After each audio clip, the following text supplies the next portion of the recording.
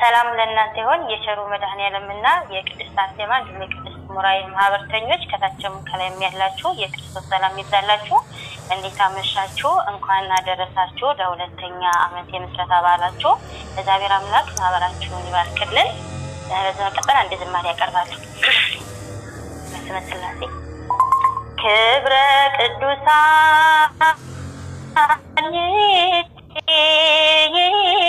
ክብረ ቅዱሳን ክብረ ቅዱሳን ክብረ ቅዱሳን ሙዳይ መናገሩ መሙድ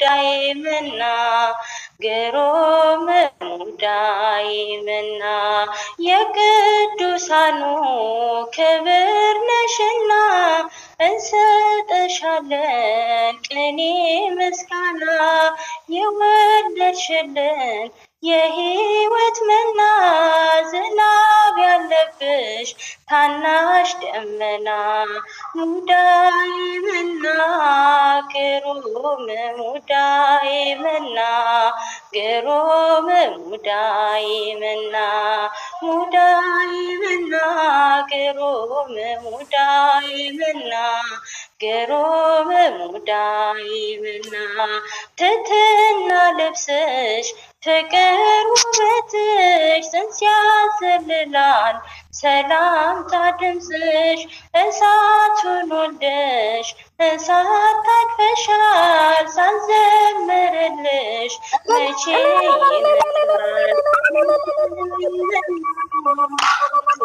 ይመጣል ገሮም ሙዳይመና ሙዳይመና ገሮም ሙዳይመና ገሮም ሙዳይመና የፀሐይ መውጫ ምስራቅ ሆነሽ ታላቁን ብርሃን አየንብሽ አትጨልምም ሕይወታችን ልጅሽ ስላለ ፀሐያችን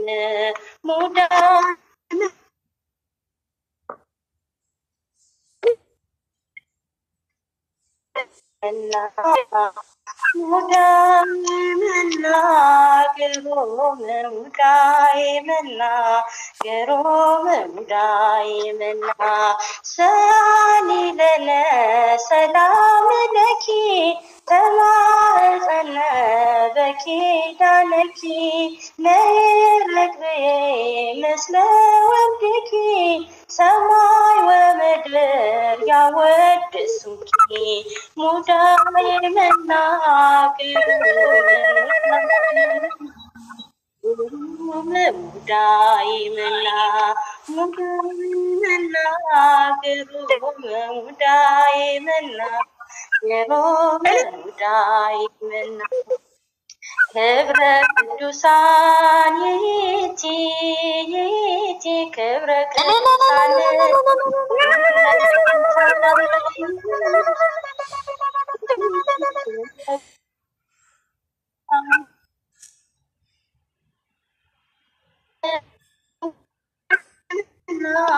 ገሮም ሙዳይመና ገሮም ሙዳይመና ሙዳይመና ገሮም ሙዳይመና ገሮም ሙዳይመና። አሜን አሜን። ስለ መዝሙሩ የመዝሙር ባለቤት እግዚአብሔር የተመሰገነ ይሁን። በድጋሚ እንኳን አደረሳችሁ። አሜን አሜን። በእውነቱ ዝማሬ መላእክትን ያሰማልን፣ ዝማሬ መላእክትን ያሰማልን፣ ጸጋውን ያብዛልሽ፣ እድሜ ጤና ይስጥልን። ከዚህ በላይ የምታገለግበት የምታመሰግኝበትን እድሜውን ጤናውን ጸጋውን አብዝቶ መድኃኔዓለም አባቴ ይስጥልን። እሺ በእውነቱ እግዚአብሔር ይመስገን ስለ ሁሉም ነገር። ቀጥሉ። ቀጣይ ወለተ ሀና አላችሁ። ሌሎቻችሁ ደግሞ ዝም አትበሉ እሺ። እልል በማለትም በምንም አግዟቸው እንጂ ወይ ጉድ። እሺ አላችሁ ወለተ ሀና አለ። አሜን። እሺ ቀጥሉ። እስካሁን ስታገለግሉ ለቆያችሁ ቃሌትን ካለበትን ዘማሪ መላእክትን ያሰማልን፣ ጸጋውን ያብዛላችሁ። ውድ የተከበራችሁ የቸሩ መድኃኒዓለምና የቅድስት ጊዮርጊስ ለምናፈር ይቅርታ የቸሩ መድኃኒዓለም የቅድስት አርሴማና የቅድስት ሙራኤል ማህበርተኞች እንዲሁም የልዑል እግዚአብሔር ቤተሰቦች የእናታችን የቅድስት ድንግል ማርያም ወዳጆች ሁላችሁም የቸሩ መድኃኒዓለም ልጆች ናችሁ። እንኳን አደረሳችሁ ለሁለተኛ ዓመተ ምህረት ክብረ በዓላችሁ እንኳን አደረሳችሁ። በገጌሰኒ ገይ ጀኔ ጅራ አከን ጅርተኒ ፈያ ኬሰኒ ንገነተ ወቅዩ ንግሙ ጅራ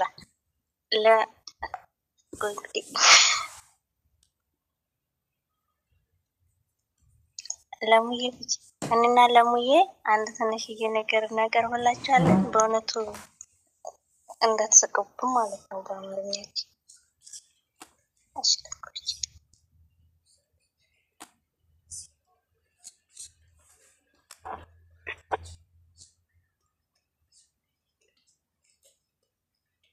እስኪ አውሪኝ ቶሎሽ ይሰራል ለሙ እሺ በስመ አብ ወወልድ ወመንፈስ ቅዱስ አሐዱ አምላክ አሜን። እግዚአብሔር ያስታውሳል ይላል ርዕሱ። የምናቀርብላችሁ እኔ ወለተ ሐናና ወለተ ጽዮን በመሆን እናቀርብላችኋለን። ስህተታችንን ትታችሁ መልካም የሆነችን ነገር እንድትከታተሉን በእግዚአብሔር ስም እንጠይቃችኋለን። እግዚአብሔር ያስታውሳል። በሉቃስ ወንጌል መጀመሪያ ላይ ታሪኩ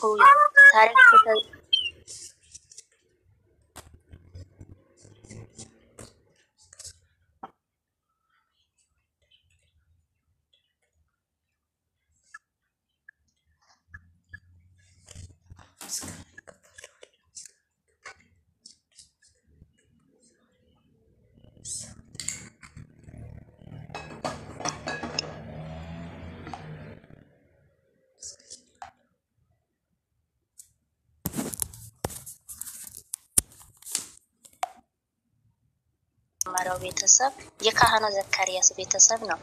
በወንጌል መጀመሪያ ላይ የምናገኘው ይሄ ካህን በኦሪት መጀመሪያ ላይ እንደሚገኘው ካህን እንደ አሮን ሁሉ የሚስቱ ስሟ ኤልሳቤጥ ነው። ዘጸአት ምዕራፍ 6 ከቁጥር 23 ላይ ዘካርያስና ኤልሳቤጥ በሰው ፊት ያለ ነውርና ያለ ነቀፌታ የሚሄዱ ሲሆኑ ልብና ኩላሊትን በሚመረምረው በእግዚአብሔር ፊት ደግሞ ጻድቃን ነበሩ ይላል ወንጌሉ።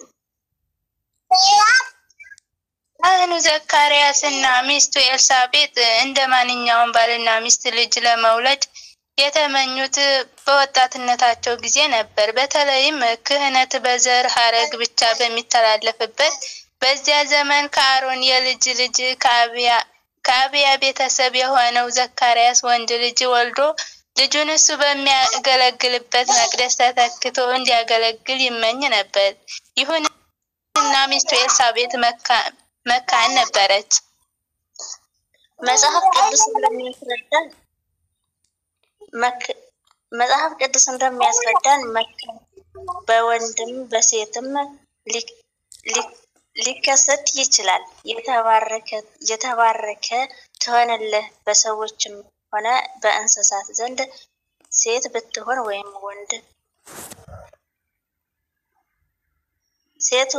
ሴት ብትሆን ወይም ወንድ መካን አይሆንብህም የሚለው ቃል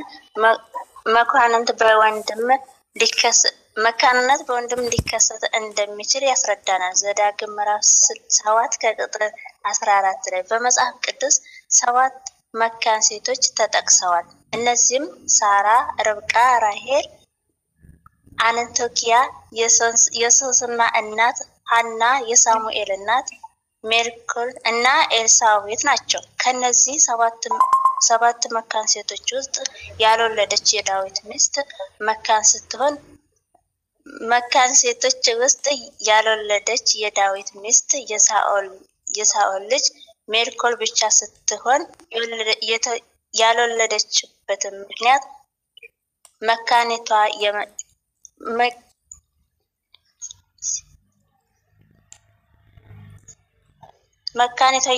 የመጣው በእግዚአብሔር ታቦት በእግዚአብሔር ታቦት ፊት የሚዘራው ባሏ ዳዊትን ስለናቀችውና አሽሙር ስላደረገችበት ነበር። ከነዚህ በተጨማሪ ልጅ ባለመውለዷ የተጠቀሰችው ሌላ ሴት ስሟን ስትሆን ያለመውለዷ ምክንያት በባሏ ሽምግልና እንጂ በእርሷ አለመሆኑን አብሮ ተጽፏል። መጽሐፈ ነገሥት ምዕራፍ 4 ከቁጥር 14 ላይ ኤልሳቤጥ ልጅ ካለመውለዷ ይልቅ ትልቅ ስቃይ የሆነባት የሰዎች ነቀፌታ ነበር።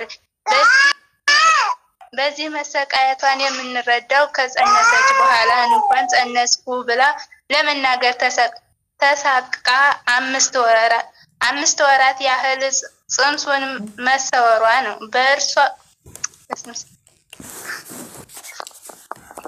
በእርግጥም ብዙዎች ከመካንነት በላይ ስቃይ የሚሆንባቸው የሰዎች ክፉ ንግግር ነው።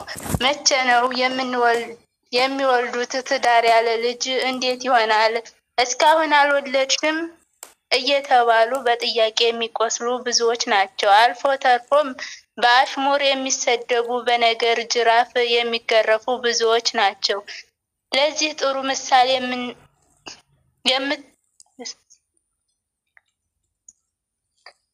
የምትሆነ ጣውንቷ ፍናና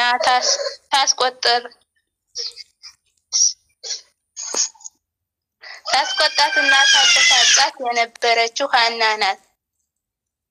ሐና ባለመውለዷ በሚደርስባት ነቀፋ ምክንያት እህል እንኳን አስጠልቷት አትቀምስም ነበር። ደግነቱ ባሏ ሕልቃና አለመውለዷን አይቶ አልናቃትም። ይልቁንም ለምን ታዝኛለሽ? ለምንስ እህል አትቀምሽም? ከ10 ልጆች እኔ አልሻልሽም ብሎ የሚያጽናናት መልካም ባል ነበረ። አንደኛ ሳሙኤል ምዕራፍ 1 ከቁጥር 4 እስከ 8። ኤልሳቤጥም የገጠማት ይሄን አይነቱ ፈተና ነው። መካን መሆኗ ብቻ ሳይሆን የሊቀ ካህናቱ ዘካርያስ ሚስት ሆና አለመውለዷ የበለጠ ፈተና ነበር። ሰው መቼም በሰው ለመፍረድ ብዙ አይቸገርም። ባሏ በቤተ መቅደስ እያገለገለ እግዚአብሔር ልጅ የነሳቸው ክፎች ቢሆኑ ነው እንጂ ብለው ማሰብም አይቀርም። ዘካርያስ ካህኑ ግን በሚስቱ በኤልሳቤጥ ላይ አንዳች ክፉ ቃል አልተናገረም። ተናግሮ ቢሆን ኖሮ ሁለቱም ጻድቃን ነበሩ ባልተባለበት ነበረ። የሚገርመው ዘካርያስ በመልአኩ በቅዱስ ገብርኤል ፊት እንኳን እኔ ሽማግሌ ነኝ ሚስቴም አርጅታለች አለ እንጂ ስለሚስቴ መካን ናት ብሎ አንዲትም ቃል አልተናገረም። እነዚህ ጻድቃን ባልና ሚስት ልጅ ተመኝተው ባያገኙም ሁለቱም በእግዚአብሔር ፊት ጻድቃን ነበሩ ይላል። ልብ አድርጉ። ልጅ ሳይኖራቸው በኑሯቸው ደስተኛ ሳይሆኑ በፈጣሪ ሕግና ትእዛዝ መሄድ መቻላቸው በጣም ከባድ ነው። በሰው ፊት ፈጣሪን ላለማማረር የሆዳቸውን በሆዳቸው ይዘው በውስጣቸው ሊሳደቡ አልሞከሩም። ምን አደረግነህ እንኳን ብለው ፈጣሪያቸውን አልወቀሱም። በስቃይ ውስጥ ሆነው እንኳን ልብን የሚመረምረው አምላክ ፊት ጻድቃን ነበሩ። ቤት በልጆች ሳቅ ተሞልቶ፣ ጤንነት ተሞልቶ፣ ሀብት ንብረት ሳይጎል እግዚአብሔርን ማምለክ ብዙ ላያስቸግር ይችላል። በማጣት በመከራ በመሰደብ ውስጥ እየኖሩ ጻድቅ ሆኖ መገኘት ግን እጅግ አስደናቂ ነው።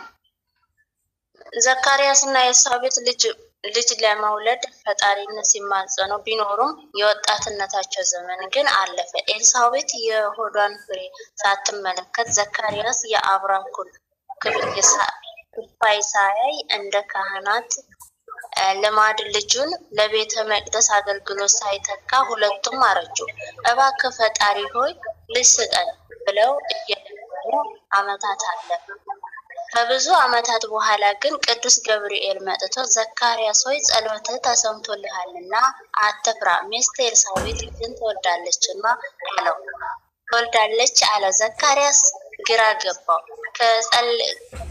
ከጸለየ ዓመታት ያለፉ ጸሎቱ ከተመኘው ዘመናት ያለፈ ምኞቱን አሁን ተሰምቶልሃል ሲባል ለደስታ አቅም አጠረ።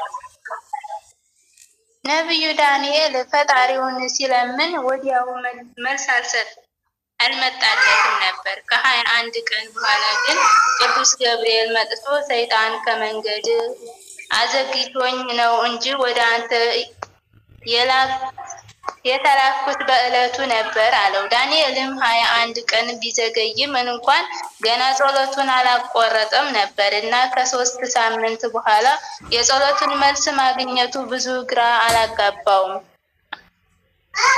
ትንቢተ ዳንኤል ምዕራፍ 10 ከቁጥር 12 ቅዱስ ገብርኤል ወደ ዘካርያስ መጥቶ ጸሎት ተሰማ ያለው ግን እንደ ዳንኤል ከ21 ቀን በኋላ አይደለም፣ ከ21 ዓመታትም በኋላ እንኳን አይደለም። ዘካርያስ ሽማግሌ እስኪሆን ኤልሳቤጥም እስክታረጅ ድረስ ቆይቶ የወጣትነት ዘመኑን ጸሎት ነው ተሰምቶልሃል ያለው። ስለዚህ ዘካርያስ ስዕለቴ ተሰመረ ለማለት እንኳን ግራ ተጋባ። እግዚአብሔር አሰራሩ እንዲህ ነው። እርሱም አይዋሽም፣ ቢዘገይም በእርግጥ ይመጣልና። ታግሰው እርሱ አይዘገይም ተብሎ እንደተጻፈ እግዚአብሔር መልስ የሚሰጥበት ጊዜ በሰው ሕሊና የሚመረመር አይደለም።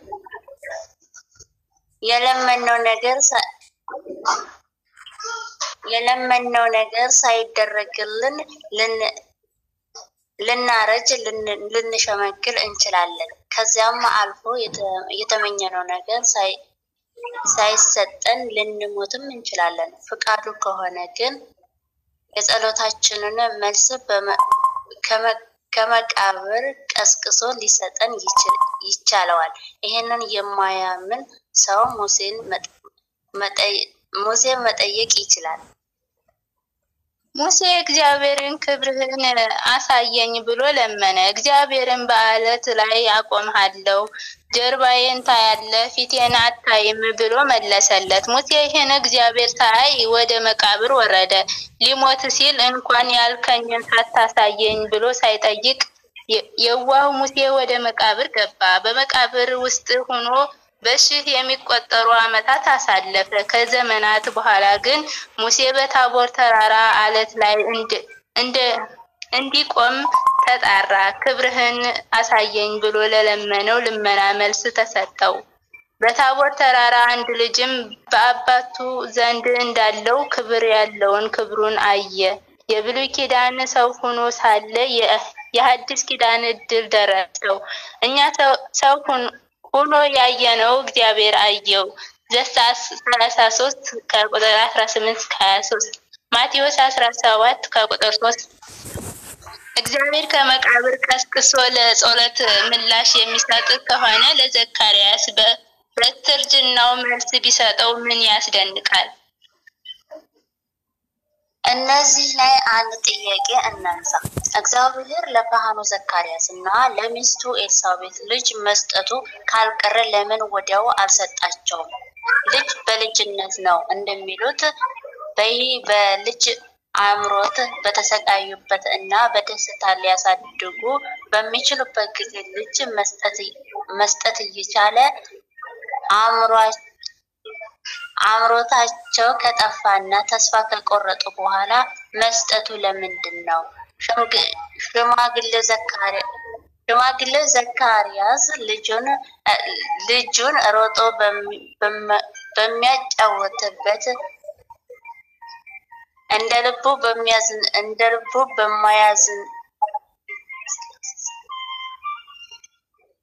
እንደ ልቡ በማያዝንበት ወደ ቤተ መቅደስ ወስዶ በሙሉ ጉልበቱ ሥርዓትን ለልጁ በሚያስተምርበት በእርጅና ዘመኑ ፈጣሪ አምጥቶ ልጅ መስጠቱ ለምን ይሆን?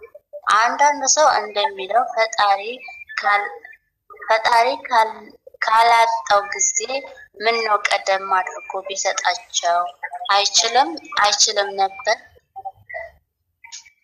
ይችላል። ለእግዚአብሔር የሚሳነው ነገር የለም። ወጣት እያሉ ልጅ ሊሰጣቸው ይችላል። ያዘገየው ግን በሌላ ምክንያት ነው። እነዚህ ባልና ሚስት በወጣትነታቸው ቢወልዱ ኑሮ ልጅ አግኝተው ይሰጡ ነበር። ዘካርያስን በእግሩ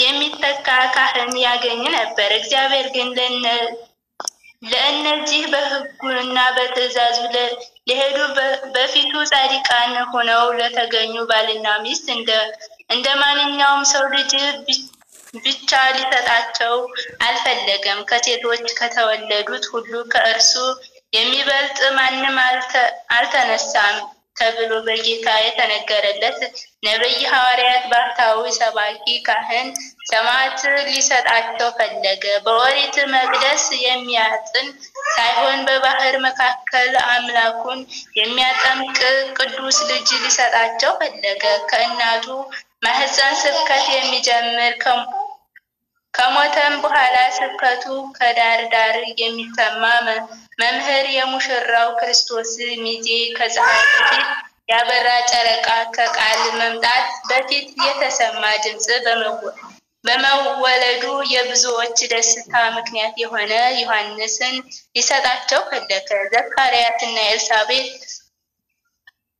መጥምቀ መለኮት ቅዱስ ዮሐንስ ለመውለድ ጌታ ሊወለድ 6 ወር እስኪቀረው ድረስ መጠበቅ ነበረባቸው። ነገርን ሁሉ በጊዜው ውብ አድርጎ የሰራ እግዚአብሔር በሐዘን ድባብ የኖረው የእነዚህ ጻድቃን ቤት ዳግም በጊዜው ውብ አድርጎ ሰራው። እንዲህ አይነቱን ልጅ ለመውለድ ከሆነስ እንኳንስ ማርደት መሞትም ያስቆጫል።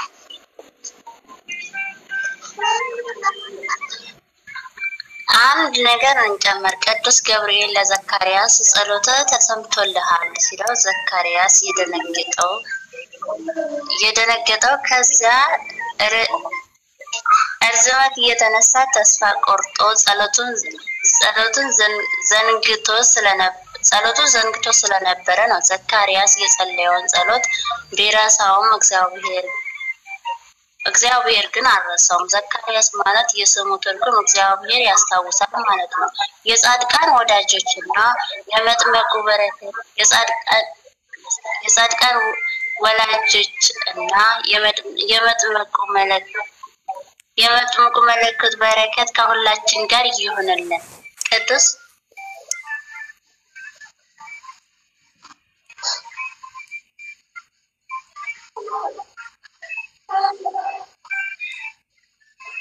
ያሬድ ዮሐንስ እጅ ሰጠን እንዳለ መድኃኔዓለም በመጥምቁ ቅዱሳት እጆች ሁላችንን ይባርካን ዘንድ ጸሎታችን ነው።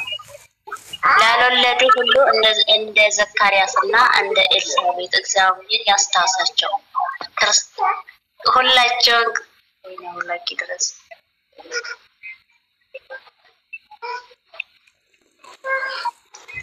ተስተማሉ እንግለም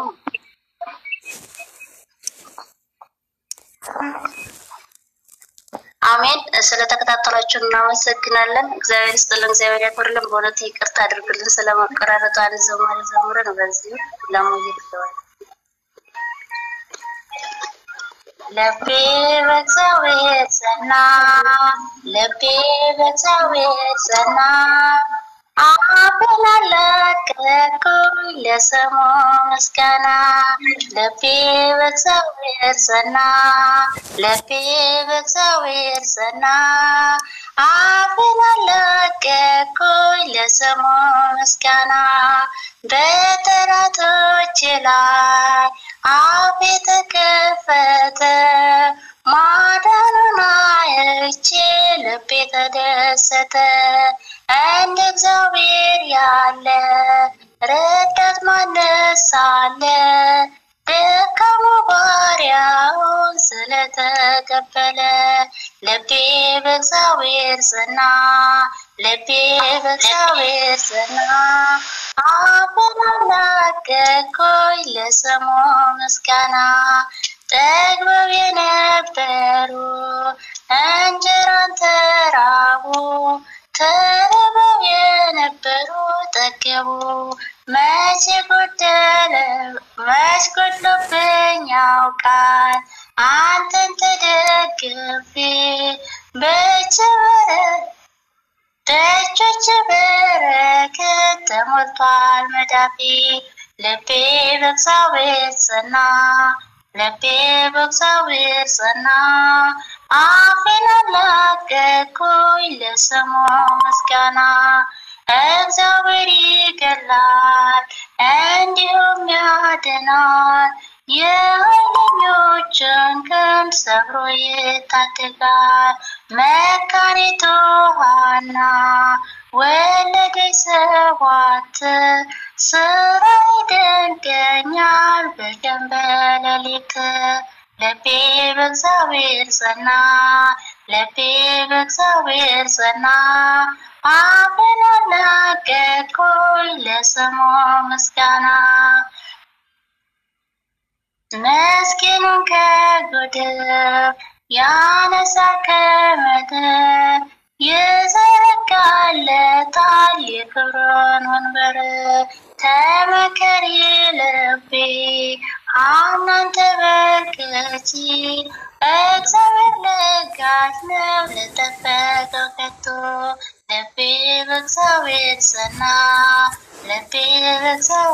ጸና አፌን አላቀቅኩኝ ለስሙ ምስጋና ልቤ በእግዚአብሔር ጸና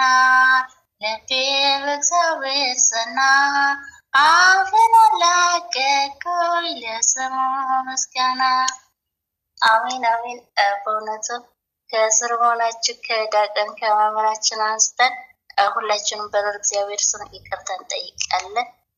እንደው እንዲህ እንደ ምድር አሸዋ በስታችሁ ስናችሁ አድነበረን ፈርተን የጠፋብን ሁላችን ዳቀን ይቅር በሉን በእውነቱ።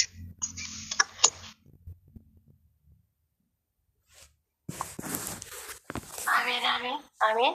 በወቅቱ ለጭውውቱም ለዝማሬውም ቃሌትን ያሰማልን ጸጋውን ያብዛላችሁ እድሜ ጤና ይስጥልን መድኃኒዓለም ይጠብቅልን ከዚህ የበለጠ መልካም ፍሬ የምታፈሩበት ያደርግልን። ልብ ያለው ሸብ ያርግ ይባላልና ከላይም ከስር ያላችሁ ሁለት እህቶቻችን ወለተ ሐናና ወለተ ጽዮን ያቀረቡት ብዙ መልእክት አለው ማለት ነው። የታገሰ ትልቅ ዋጋ እንዳለው መራር መጀመሪያ ብንጠጣ መጨረሻው ውጤታማ እንደሆነ ብንወድቅ በኋላ እንደምንነሳ ካለቀስን በኋላ እንደምንስቅ ውጤት አለው ማለት ነው። ምን ያለ የታገሰ ማለት ነው። ስለዚህ ሁላችሁም ታገሱ። ህይወት ከባድ ብትሆንም መራር ብትሆንም መጨረሻው ጣፋጭ እንደሆነ ማለት ነው። በእውነቱ እህቶቻችን ላይ አድሮ ውሎ ያስተማረን የመከረን እግዚአብሔር ክብር ምስጋና ይድረስ። እንኳንም ኦርቶዶክስ ሆናችሁ ሆን እሺ በእውነቱ እግዚአብሔር ይመስገን ስለዛሬ እቺን ቀን ለሰጠን እና እሺ አሁን ወደ ዝማሬ እንሄዳለን ማለት ነው።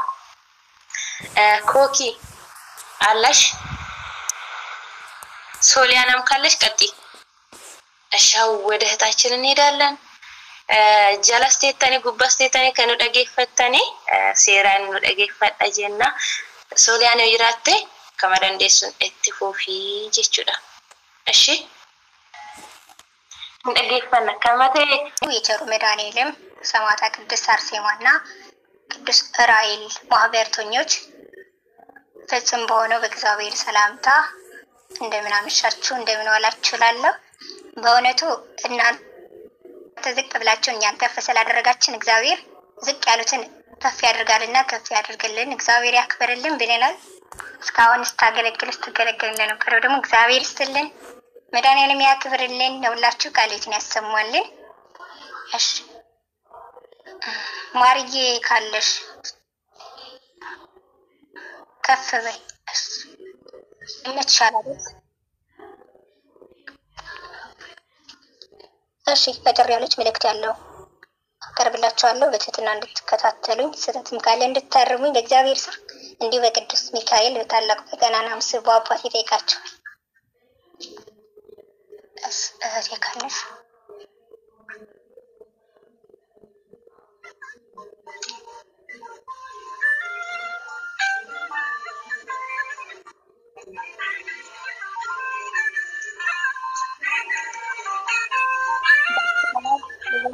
በመንፈስ ቅዱስ አብሮላችሁ